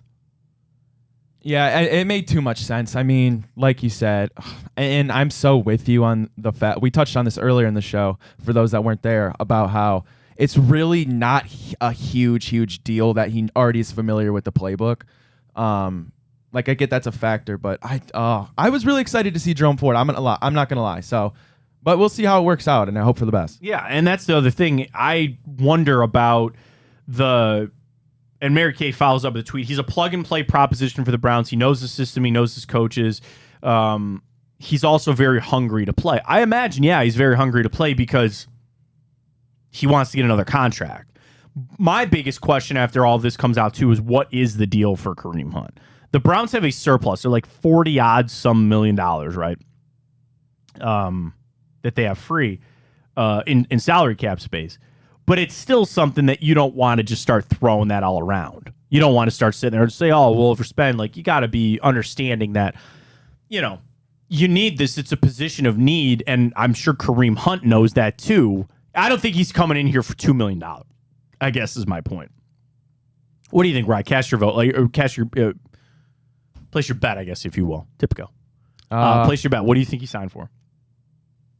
I hope it's not north of 7. 7 was my number 2. I hope it's not north of 7. I think it's 7. It's 7. Yeah. He's okay. So again, league source to Mary Kay Cabot, Kareem Hunt is close to signing back with the Cleveland Browns. I also think about the passing game with Kareem Hunt because we know Kareem Hunt's a guy that can catch the football out of the backfield probably a little bit better than Nick Chubb can. So is that another element now with Deshaun Watson that we can move into this? Also, I'm just reading this too, that the visit yesterday included a tryout. So it included him on the field trying out. Yeah, man, we should have known. We probably should have known what was going to happen. So his deal with the Browns, because I want to look this up. Kareem Hunt contract. Of just what he signed in the past. So last year with the Browns, he signed a deal worth about $6.2 million. 2021 was 4.5, and 2020 was 4. And we mentioned earlier that Spotrac has a market value on Hunt of 2 years, $14 million. That's right about where they think he would be as far as money. I would imagine that's probably where that 7 number comes from for us. And I don't think this is a multi-year deal. I'm sure he's pushing for it. But we'll see. Sorry, Mary Kay with another tweet. To clarify, Hunt will help fill in at running back. Ford is still expected to be the lead back. Huh. Okay. So that's probably, my read on that real quick is that is them trying to reduce the money. Because Kareem Hunt and his agent probably sat down and go, okay, you need to sign us, here we are. Well, what kind of money you offering us? We're the starting back. And the Browns going, well, wait a minute. You're not the starting back. We just need you to help fill in with Jerome Ford. And that probably reduces the dollar amount just a hair. So again, for Mary Kay Cabot, Hunt is to help fill in at running back. Jerome Ford is still expected to be the lead back. So there you go. And that, I think with how bad this injury is for the Browns, that replacement, you could do a lot worse. If you say you lost Nick Chubb, he's out for the year, and you are going to replace him with Jerome Ford and Kareem Hunt in the backfield, you could do a lot worse. You could do a lot worse for where the Browns are at. Now, how much in the impact that we will see on the offense, that remains to be seen. And that's where no matter what, having Kareem Hunt back doesn't solve your problems. Having Kareem Hunt here makes things a little better, but you still are going to look to Deshaun Watson to fix this problem and to pick up some of the slack that you're going to be missing by not having Nick Chubb. Ryan, I like Kareem Hunt, but I'm not expecting him to come in here and rush for 1,500 yards like I expected from Nick Chubb. No, that's unrealistic. I wish I could just know what the split use is going to be because it'll be interesting. And I wonder how long it'll take, to see whether it's 2 weeks, 3 weeks, to see really what they're going to be for the long run in terms of splitting carries. I'm sure, and that's the other thing. It's a great point. I'm sure Kevin Stefanski is going to try to figure that out too. And there is a world that Kareem Hunt ascends to being the number one back. I want to say this. There's a world that somebody gets hurt again. I don't know.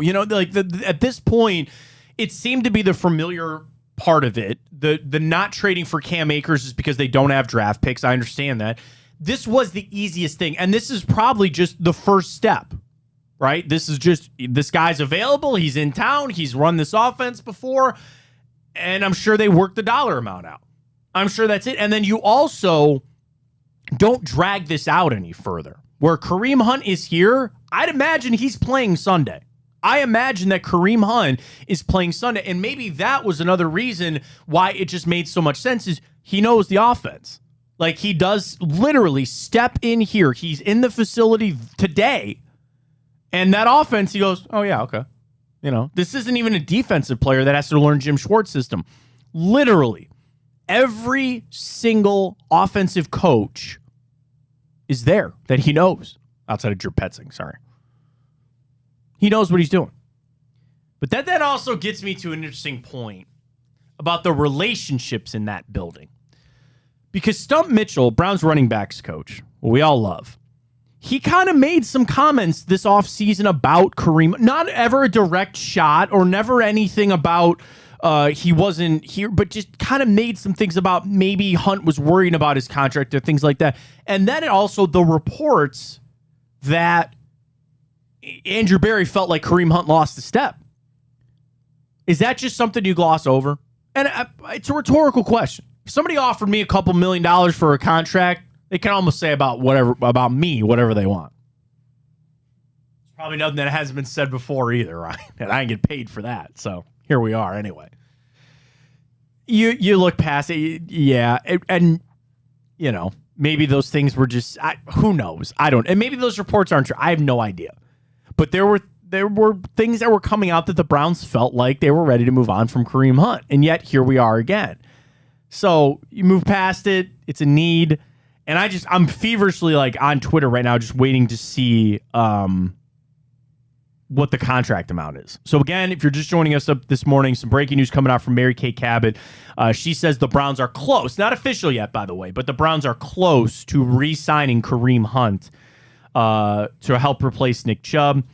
Mary Kay also saying that it would be him helping the running back room. He would not be the lead back. He would still be kind of a backup to Jerome Ford as they kind of get all that figured out. It all comes back to Deshaun Watson, right? That's it. I mean, the thing is, and maybe giving him a little semblance of peace or to say, hey, we can still run the football. We still got some effectiveness here. But losing Nick Chubb is a massive blow to this team. No doubt about it. But you still need your $230 million quarterback to play better. And that the thing is, as I'm trying to pull positives out of negatives in this situation, where there's a lot of reason to be upset, you lost your best player on offense, arguably. You can now maybe try to find some new elements of this offense. Try to maybe find something where you've got more backs out of the backfield. You can throw them the football a little bit more. It's just, again, I want Nick Chubb out there, but trying to say, Ryan, that there's a chance that maybe Jerome Ford and Kareem Hunt could bring you something a little bit different. Nothing wrong with hoping for that, right? That's kind of where I'm at and what I'm trying to figure out of how Kevin Stefanski can use these guys. And especially if he wants to continue to use Jerome Ford. Because, again, if he's going to be your lead back, there's probably some different things you can do. The other part, as we see, is that run pass. What are the numbers going to look like? How often are you going to run it? How often are you going to pass it? I would assume there's going to be some big hits to that. You're going to start turning the football more to Deshaun Watson, who also can run and had to a little bit in that Steelers game. But I would imagine that we're going to start seeing it lean a little more towards the passing game with the Cleveland Browns. And then you're also saying, yeah, we have a bunch of wide receivers that are really good that we've paid a lot of money to as well. We're going to lean on them. We're going to lean on a tight end, too, that's well paid. Get David Njoku some touches. I guess I just look at it this way and I say, it's nice. You have Kareem Hunt. You could do a lot worse. This was a good signing for the Browns, and he's going to kind of fit in, but know that the true replacement for Nick Chubb's production on this offense is Deshaun Watson. That is the true replacement for Nick Chubb, is Deshaun Watson being the one to pick up the slack for the offense. I can say this because I'm sitting here. I don't care how they get down the field. I don't care how the yardage is amassed. I don't care how you put the points up. Just do it. Coach would tell you that doesn't fly. Okay? A coach, you have to understand, all right, we got to have a run and pass. We got to have the threat of both. We got to stay 50-50 on our play calls and all that kind of stuff. It's not that easy. It's not that simple to just say, get down the field and score. But get down the field and score. And if you lose Nick Chubb, you need to then turn to Deshaun Watson and get that done. And how you do it, I frankly don't care. And I'm at that point now where I don't. Like, just get in the end zone. Just get in the end zone. That's all that matters for this team right now. And trying to replace Nick Chubb is certainly going to be a hard thing to do. Well, I would say we'd revisit our Twitter question, Ryan, but it's already been decided about who the Browns' starting running back might be moving forward. Now, technically, it is Jerome Ford. Jerome Ford is technically our starting running back still, but the reports are coming out the Browns are close to signing Kareem Hunt.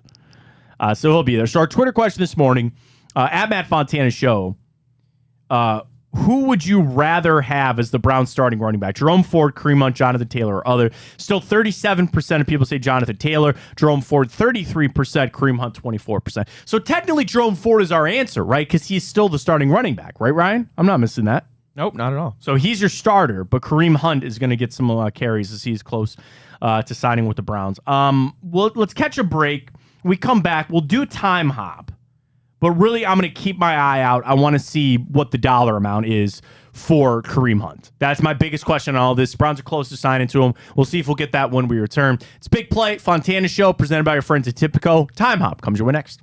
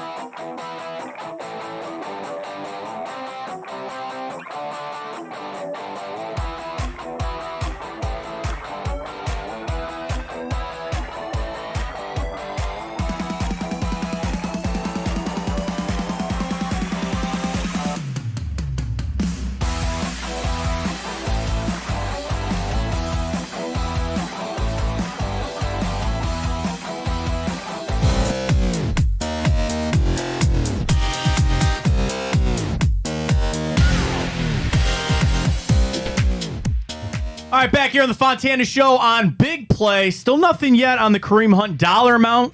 He is reportedly close to re-signing with the Cleveland Browns, so we'll keep you updated on that as we go out through the morning. And don't forget Chico coming up at noon, so I'm sure he'll have a lot of reaction to that as well, as the Browns are moving towards re-signing Kareem Hunt. Welcome back, Fontana Show. iHeart app. Download the iHeart app. Search for Big Play. We're on there as well as Chico and replays throughout the day. We're also up on Bally Sports Great Lake. Now, not us, but Bernie Show, Josh and Maria Cribbs, Bobby Carpenter with Anthony Schlegel, Hanford with Bernie. We'll get there one day, Ryan. I look forward to that one day when we get up there on Bally Sports Great Lakes. But check us out everywhere, including BigPlay.com. But it's time for a little bit of time hop where we go back this day in history. Of course, today is September 20th. And how about this? 3 years ago today, Adam Schefter with a report that the Browns would not be trading for Odell Beckham Jr. Schefter saying the report of the Browns planning to trade for Beckham was totally not true. Fast forward from September until March, and they would actually go trade for Odell Beckham Jr. Oh, no, I'm sorry. I'm the other way around. This reports that the Browns were planning to trade away Odell Beckham Jr. That's what I was sorry. The other way around. I'm like, wait a minute. He was already in the team. They got him in 2019. No, 2020, there were reports the Browns potentially trading away Odell. And they should have. They should have because he stayed. He put a video out, and then you let him go for nothing. So they probably should have traded him away. This day, 2018, one of the most memorable games, I think, in Browns history. Thursday Night Football. Jets. Tyrod Taylor goes down with an injury. Here comes Baker Mayfield, and he leads the Browns to a 21-17 win, beating the Jets, opening the Bud Light fridges, and ending the winless streak at 635 days. The Browns win 635 days without winning a football game until Thursday Night Football this day, 2018. It was a magical night. Right, I remember that. I mean, I was there. We were in the press box. They opened the fridges. I got one Bud Light can out of there. I drank it in the press box. First time I ever drank at the press box. Yeah, I remember that game, Matt. That's when Baker, he had his walk in the end zone. Oh, yeah, and then they did the reverse to Jarvis Landry. I mean, it was a hell of a game this day, 2018. Hey, maybe a little precursor for this weekend because this day, 2015, the Browns beat the Titans 28-14. Johnny Manziel had 2 touchdown passes. Travis Benjamin had 2 receiving touchdowns and a punt return touchdown in that game. The Rabbit. Dude, we didn't talk too much. I mean, we talked a little bit about yesterday. I was not overly impressed with the special teams on Monday night. We need to clean some of that up. You cannot have penalties for guys mislining up and not being on the field in the right spot. That just can't happen. Big day in baseball. This day, 1998. Cal Ripken took himself out of the lineup, ending his streak of 2,632 games. He started the streak on May 30th, 1982. It ended September 20th, 1998. He went 16 straight years of not missing a game. And I know people thought the record got hokey because he would start games and then, be pulled midway through, or it was kind of all that. Ripken himself said it was time to end the streak. He did. And I always remember this story. It was funny that they went to this, they had a minor leaguer called up because September call-ups, and they told him, you're starting at third base, and he goes, hi, good joke. And he goes, no, seriously, Cal's taking himself out of the lineup. And they're like, oh my God, how crazy would that be? It'll never be touched in today's, you gotta want it to be a thing. And I'm not discrediting it. It's a great feat in sports, but it probably went on a little too long just for the novelty of it. He would put himself in, take himself out of the line, but it is what it is. This day in 1987, Walter Payton broke Jim Brown's record with his 107th rushing touchdown. Here's your trivia question of the morning, Ryan. Who holds the record for the most rushing touchdowns in NFL history? 164. 164 rushing touchdowns. Emmitt Smith. That is correct. Well done. Thank you. NFL rushing touchdown. I want to look for number 2. I wanted to say Eric Dickerson. LaDainian Tomlinson is 2. Marcus Allen is 3. Then Adrian Peterson. Then Walter Payton. Then Jim Brown. Okay. Who is the active leader of active running backs who has the most touchdowns? This is too easy, or like, am I just thinking? Is it Derrick Henry? It is Derrick Henry. Okay. That is correct. Derrick Henry it's has gotta be. 79. He's one away from breaking into the top 20, passing Edgerrin James and Frank Gore. Okay. Dude, where is Nick? Nick Chubb only has 48 rushing touchdowns. Who has more rushing touchdowns? Dalvin Cook or James Conner? Rushing? Yeah. I'll go James Conner. It's close. Dalvin Cook has 47. James Conner has 45. Okay, wow. Just the fact that it's even that close is like a little shocking to me. Yeah, Alvin Kamara with 49. All right, this is a fun one. This is my last trivia question on this. We mentioned Derrick Henry is the active leader with 79 rushing touchdowns. Who is second with 68 career rushing touchdowns as an active player in the NFL, the second most of active players? Oh, that is a good question. Okay. Let me run around in my head the teams. He is on a team. He is playing. Okay. Obviously, I mean, because like technically they have Mark Ingram as an active player on here, and I think he's on like a practice squad. This guy plays, he gets carries, although he's kind of splitting carries right now. AFC or NFC? AFC. We might have just seen him in a primetime game not too long ago. Oh, wait. It wasn't Monday night. Who was the Sunday night game this past week? Dolphins and Patriots. Yeah. Why am I drawing? Who? He's not on the Dolphins, so he must be on the Patriots. It's not Ramondre Stevenson. Who's he getting splitting carries with? Why am I drawing a play? Oh my gosh, duh. Jesus. Zeke. Ezekiel Elliott is correct. Oh, I hope that's not a sign of Wow, that was horrible. Zeke. I forgot That's why I brought it up, because like you would not really think Zeke, even though like he had just some dominating years in Dallas. Yes, that is correct. Ezekiel Elliott has 68 career rushing touchdowns. That is the second most amongst active players. He's actually in the top 37 all time already. Wow. At Zeke, which is crazy to see. So there's a little trivia question for the morning here when it comes to Time Hop.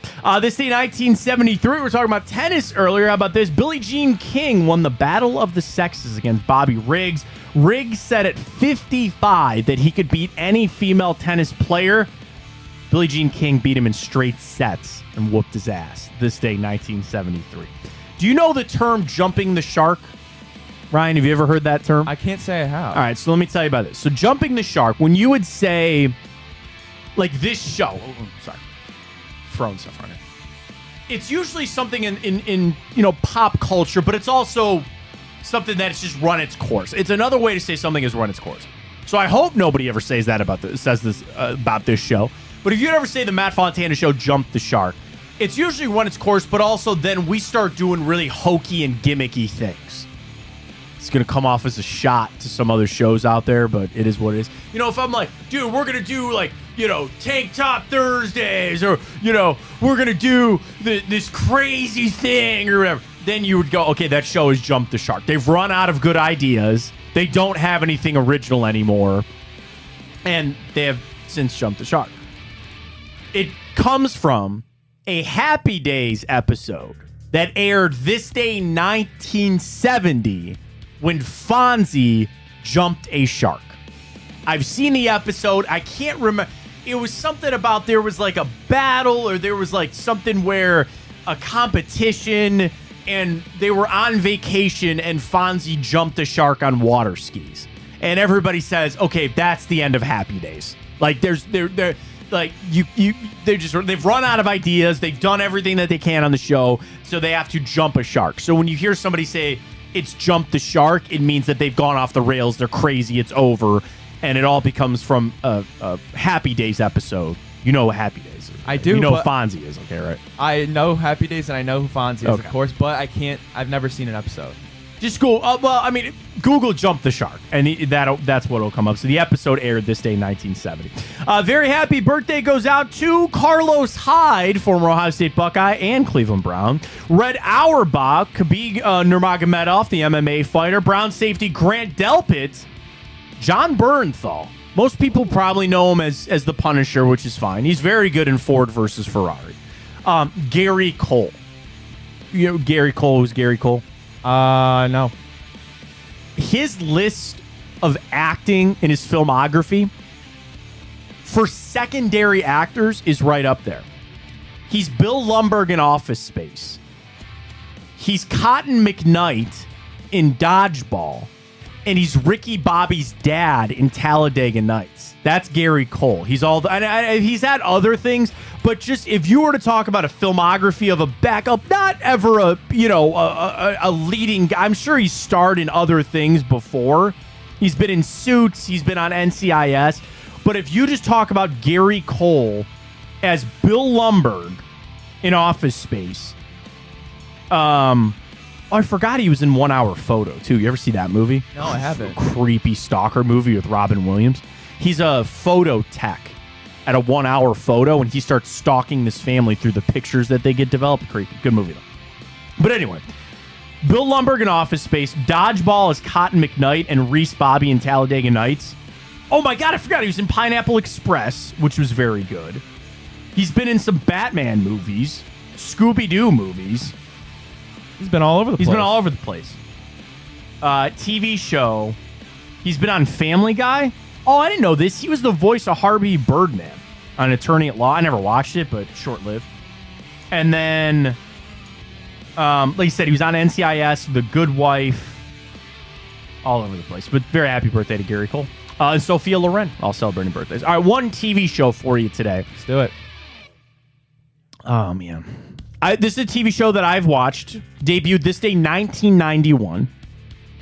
Do you know the term of a mixed family? Like when it's step kids and, Sure. and you all blended family, I think is maybe the other word. It's a blended family. I think I already know it. Okay, go ahead. Is it the Brady Bunch? No, good guess. No, but that is Okay. probably the best example of it. Okay. This is another example, and also just like the Brady Bunch, there's 3 kids on each side. Some of them share different quirks, and they're just kind of different in a way. What year was this? 91. It aired in 91? It debuted this day in 91. So it's a 90s TV show. Okay. The dad was a construction person. I remember that. And the mom was in another very famous sitcom revolving around the number 3. Revolving around the number 3. Okay.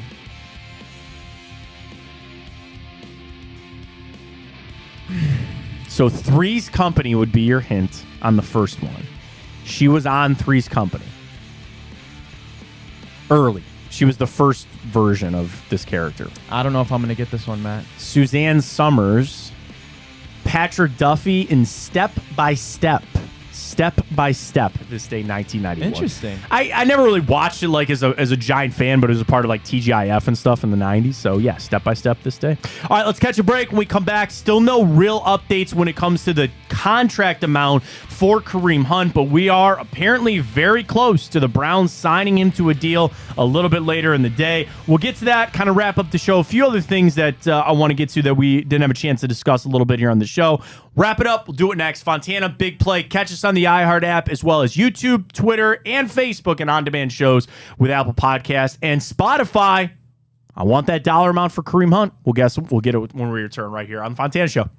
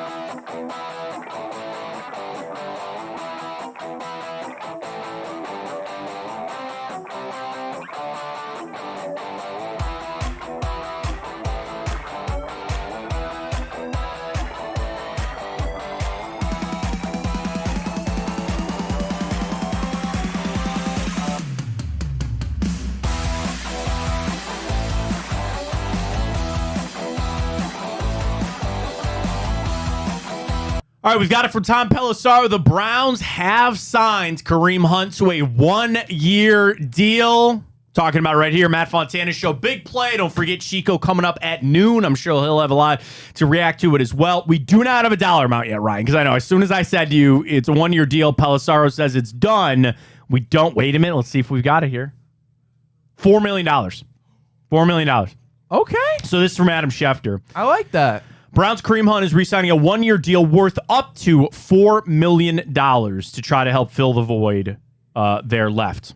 I was always curious on the dollar amount, but $4 million, Ryan, that sounds a little bit like a backup type role. Absolutely. So that makes me wonder. I wonder what type of money teams were throwing at him when he was potentially visiting with the Commanders, and I think he was with the Saints. Maybe he visited before they. Yeah. But so that makes me wonder that. That's interesting. Yeah, and I would assume that.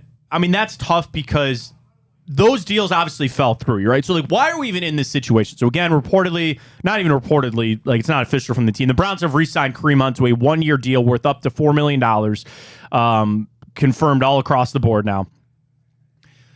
We're here because nobody else signed him, right? So, I already got that tweet this morning. Why do you want him? Nobody else does. It's not always that simple. It's like anything in the world. You're valuable to a point, okay? We are valuable to big play, Ryan. I don't think at a $15 million a year tag. Not yet. God, please, one day. I'd love that. You're valuable to a point. So maybe just the dollar amount that Kareem Hunt was looking for was too much for these other teams. Also, your value on a player is different than any other team. The Browns might have had a higher value on him because he knows the offense or because he can seamlessly kind of come in and probably be ready to go for Sunday and be able to get some carries. But at $4 million, that's great. Honestly, at up to $4 million, there's incentives, it sounds like, with this. But that tells me that this is Jerome Ford's job. He's going to be the main ball carrier for this team. And you kind of sprinkle in Kareem Hunt, when you can. Kareem Hunt, in his 4 years here in Cleveland, in 49 games, rushed for 1,800 yards, 4.2 yard average, and about 40 yards per game, which is not a lot. But also averaged 20 yards a game through the air. So if you told me that even in a reduced role, which again is hard for even when he was here in Cleveland, like in 2020 when he rushed for 800 yards, it was a little feast or famine at times because you had Nick Chubb. Now you've got Jerome Ford. And I think it's mostly they're going to give Ford the opportunity to keep this job, as I think they should. And I'm sure there's conversations being had today to tell Jerome, hey, man, keep this job. We'd love nothing more for you to lock onto this job and not give it to Kareem Hunt. But we do have Kareem Hunt here if we need him. Or even in a reduced role, or even just in a third down type back role. That is actually prime Kareem Hunt is third down, right? He can block out of the backfield. His pass pro is pretty solid, and he can get out in the pass route and make some plays there. So just on that. But if you told me that you could have a guy in Kareem Hunt, which again, I know it's inflated a little because of 2020, if you can get 50 yards a game out of Kareem Hunt between through the air and on the ground, that's a win. That's a win. And it's another piece to this offense. Ultimate question is, what does he look like physically? How impactful can he be? This offense, he's not coming in. They're not going to, change everything for. But I got to tell you, Ryan, for $4 million to be able to slide him into this offense the way that it is, I think that's pretty good. Yeah, earlier in the show, we were mentioning, both me and you thought it was going to be somewhere around 7. So 1 year, 4. There's really no harm in doing it. What's the worst that can happen? So, and it's cool to have him back as a Browns fan. Yeah. So I'm excited. Yeah, and then Ian Rappaport saying that Kareem waited and waited for the right opportunity. Now he has it back with his old team. I think right opportunity from that standpoint. Was it, he's not going to get starters. Maybe, the opportunities just aren't, he's not going to be a starting running back in the NFL anymore. I think once you accept that, then you're okay with it. And also knowing that worth up to $4 million, there's probably a lot of incentives built into that. And that's like, at the end of the day, he's not, maybe, I don't know, maybe he'll get that $4 million. I'd imagine that they're probably on the hook for him around 2, maybe 2.5. And then you put a yardage incentive in there, maybe a game active incentive if you want to try to hide some money from the book. You're on the hook for about a couple $1 million for your backup running back. Again, that knows the system, that if needed to play, can. That's pretty good from the Cleveland Browns. That's pretty good. It won't stop me from putting all my eggs in the Deshaun Watson basket, though. Because now we're at this point, and I know that we'll still continue to get updates on Nick Chubb, and surgery will be here before you know it, and wishing the best for him. But I think today, as we kind of wrap the show up, and we're kind of turning the page. We're going to start turning the page here, get ready to go for the Titans. I already know what we're going to talk about tomorrow on the show. I'm really excited because with everything that we know, now that we know it's Kareem Hunt in here, now that we've seen Deshaun Watson, but knowing that Joe Burrow is a little banged up, are the Browns still in the hunt for the playoffs? Like, that's really what I want to jump into on tomorrow's show, because now it is that time where we've digested a little bit, feel a little bit better. The Browns are moving forward clearly because they have to. And where do we go from here? Where do you go from here with Deshaun Watson, with this offense, knowing that, this is what we have now moving forward? And I'd be remiss to say, too, because I don't think we really mentioned it a lot, but 2 weeks, 2 starting all-pro players out of your team, Jack Conklin and Nick Chubb. That trend needs to stop. I don't even know if you noticed this, but you just made a very, very funny, unintentional pun. Oh, I did? I love unintentional The Browns are in the hunt for the AFC North. Aha! Zing. Good job. Good pull, Ryan. Way to go. I don't think Kareem Hunt's playing that much. I'm sorry. I really, he's there. You're right. That was unintentional, but well done on my part. I'll pat myself on the back for that. I don't know how much Kareem Hunt's going to play. We'll see. I'm fine with Jerome Ford. This isn't a shot at Pierre Strong, but you needed somebody better than Pierre Strong. You get Kareem Hunt. Again, the news is he signed a 1-year deal worth up to $4 million. So, again, the Browns are probably on the hook for a couple million. Nothing crazy there. He's here. He's back. He's going to help the team out just a little bit. But I still expect very much that it's all on Deshaun Watson. It's all on Deshaun Watson, prove it around. We'll get a chance, I believe, to hear from him later. Today is Wednesday. I'm so thrown off from Monday Night Football, by the way. Today is Wednesday, so it's normally the day that Watson will speak. Maybe it's pushed back. We'll see. Browns are on Breeze, so we'll get some more statements from them a little bit later in the day, and we'll certainly react to a lot of that on tomorrow's show. But I do really want to talk about where the Browns go from here. Like, as we look about where the Browns are going from here to understand their options when are they in the hunt? Are they, again, bad pun, are they still in this thing? Like, do you still really believe that the Browns are in this to make the playoffs? That'll be our Twitter question on tomorrow's show. So I have a lot lined up. We'll see. And again, we'll have a reaction. We'll see what they say when it comes to Kareem Hunt joining the team. I'm still tempered on my expectations for him. Watson's got to get better. We will see. Guardians just choking it away again. When do they play today? They have a day game today? They have a getaway game today? No idea. 2:10 getaway day in Kansas City. You're about to get swept by the Royals. Pitiful. Absolutely pitiful. Hey, let's bring Shane Bieber back for no apparent reason. They'll do that this week. We'll have to see. Great stuff. Really appreciate everybody joining us again today. Had a great show yesterday. We're getting those numbers up. Follow at Matt Fontana Show. Really appreciate it. I hit 20,000 the other day, by the way, on Twitter. So I appreciate everybody following me at Matt Fontana 83. Ryan is at Ryan Tyler 33. Chico's coming up at noon to 2 today. All the reactions to the Browns signing Kareem Hunt. Get that on the iHeart app. Search Big Play. Listen live there. And don't forget Twitter, Facebook, and YouTube and on-demand shows with Apple Podcasts and Spotify. For Ryan, I'm Matt. As always, take it easy.